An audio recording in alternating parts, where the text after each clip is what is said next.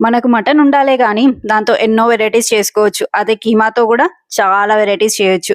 So, ఈసారి మేము కీమా వాళ్ళ మటన్ అనేది చేశాము. అంటే ఫస్ట్ టైమ్ ట్రై చేశాను. బట్ చాలా సాటిస్ఫైయింగ్‌గా ఉంది మీల్.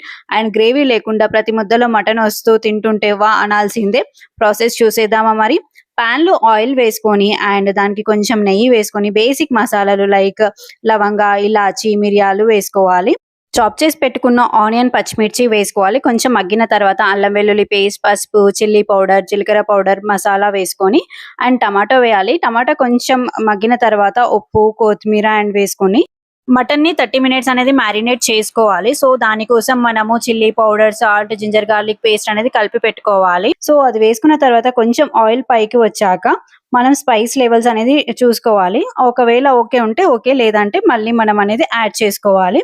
కొంచెం ఆయిల్ అనేది పైకి వచ్చాక మనకు మటన్ ఉడికిందా లేదా చెక్ చేసుకోవాలి. అంతే సింపుల్ రెసిపీ. ట్రై చేసి కామెంట్ చేయండి. Please subscribe.